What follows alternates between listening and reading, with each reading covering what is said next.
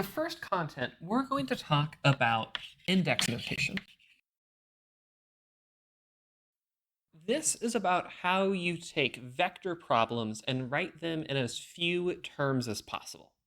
So a lot of tricks with indices are going to feel a little fake the first time you see them. It's going to take a little bit getting used to, but it's kind of like learning how to use variables in algebra. Once you go through all the exercises and you learn how to do all the classic manipulations, a lot of things fall into place and your math becomes a lot more effective. So let's take something like a dot product that we would write with a lot of terms. Now, I could make this a little bit more compact and write it as a summation. So I'm going to have an index I that goes from 1 to 3. 1, 2, 3 corresponds to x, y, z. And I have part I of A times part I of B, and add those together. And the nice thing about this is that it's all in one term, and I can extend this to as many terms as I would like. If I am doing something kind of space-timey and need to go to 4 terms, I can do that. If I am doing weirder things with lots of coordinates, I can do that. But I'm going to make this even simpler and say that the summation symbol right here is redundant. I'm instead going to write this like A sub I times B sub I. And my rule is, if I have a repeated index like this, that 2 components are getting multiplied together, I'm going to say that I always do that in the context of summing over them. So our rule is that if you ever see a repeated index, that means there is an implicit summation sign over that index. So if I have a normal vector, like vector A, I could write that as a sub x of basis vector x plus a sub y of basis vector y, and so forth and so forth. I'm writing my basis vectors as e's with hats to make them all look the same, so they fit into a pattern. So I could instead write that as a sub I times basis vector number I. But we can often just leave off the basis vectors. And so what I'm going to do instead is that I'm just going to write this as a sub I. And this right here, if there's an index by itself, I'm going to call this a free index. If it's not paired off, that means that it is the component of a vector. Or if there's multiple of them, I might say that it's the component of a matrix. So let's see how this works in practice. So matrix multiplication is kind of a long algorithm. And if I'm going to write out all of matrix multiplication, if I want to do the equation vector A is equal to some matrix times vector B, and I want a formula for part I of A, that means that M is going to be some matrix. I want row number I, and when B is some column vector, I'm going to dot product this row and that column together. And the way that looks as a formula is that I'm going to sum of M part I for row I times column J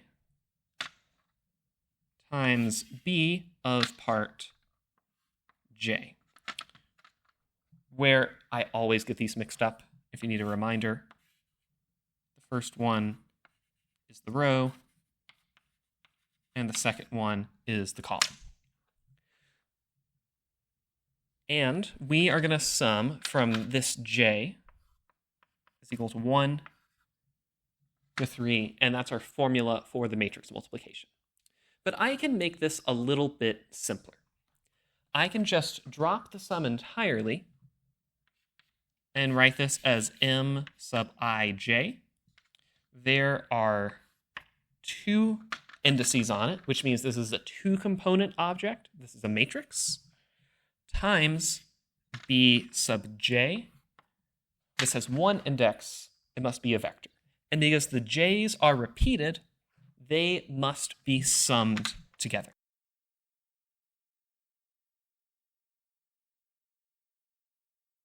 However, we have one free index left over. And because we see that one index by itself, that means this is overall a one-component object. I'm talking about part I of something. So that must be a vector.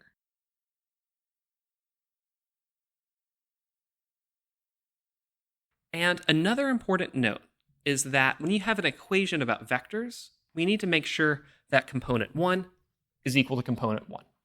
That component 2 is equal to component 2. So my free indices right here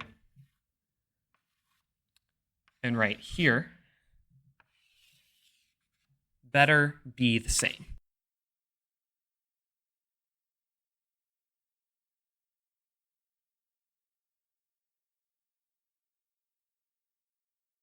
Component I over here is equal to component I over there. Now, so far, this is just about writing out things that you can probably already do anyway. And this is kind of adding a lot of song and dance to things that seem a little more obvious. This gets not so obvious for cross products. Cross products you probably know from a mnemonic. And if I cross product vectors A and B, I stick everything in this determinant thing, and I do my whole algorithm for taking a determinant. So there's a lot to write down there with a lot of things to juggle. Now, if you study more of the theory behind determinants, this can get a little more, you can see a little more about why you would do this. But in physics, we're just going to give you a mnemonic. And this mnemonic is called the Levi-Civita symbol. So if I am going to do a cross product of two vectors, and I want component I of that vector, I'm going to write down an object with three indices on it.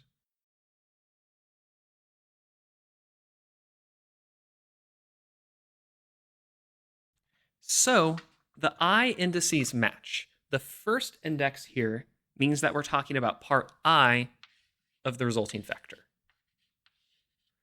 The next two indices get summed over, so we implicitly have a sum over j and over k. This repeated summation produces all of these extra terms over here. And this symbol with the epsilon, the Levi-Civita tensor, has a couple of rules that help us to simplify and get this. So the rules are, rule number 1, Levi-Civita of 1, 2, 3 is 1. That's how we normalize it, and we're going to build it up from there. And rule number 2 is if I swap any two of the indices, I get a negative sign. So if I have 1, 2, 3, that is the negative of 1, 3, 2. And it's not just for the last two. Any swap gives the minus sign. And that leads to a very important consequence.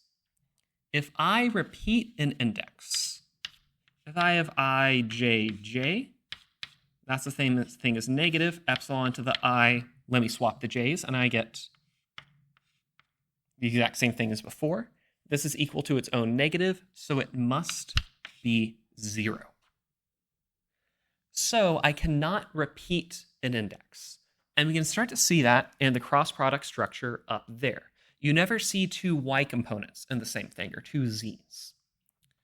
So let me show how this mnemonic gives you the cross product formula that you already know. If I want part x, I could write part 1, I could write part x. It all means the same thing of that vector. So that means for epsilon, I'm looking for part x. Then I'm going to have part j that gets summed over. I'm going to have part k that gets summed over with some vector a, some vector b, with indices j and k. So let's just start writing out all the terms we'd get out of this. Now, these rules here give me a pretty tight list of options. All three of these have to be different. So I've only got two options. I could have epsilon x, y, z, or I could have epsilon x, z, y. Anything else would repeat stuff, and that's just 0. So it's only these two terms. So I would have a y, b, z, because those are the same, and those are the same. Or I could have a, z, b, y. Things link up in the same way. Now, I'm told that for the x, y, z, that's 1. And here I made a swap. That gives me a negative sign. So that's a negative 1. So the Levi-Civita mnemonic gives me a y, b, z minus a, z, b, y. And that is, sure enough, part x of your cross product.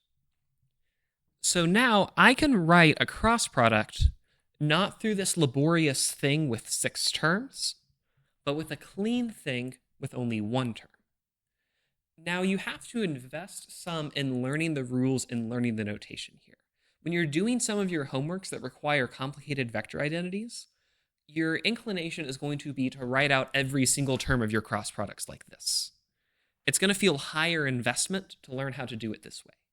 But when you make the investment, this is going to make way more sense and is going to save you so much time and paper when you can make everything nice and compact. In the next video, we're going to talk about some tricks that you can use to evaluate this in vector identity.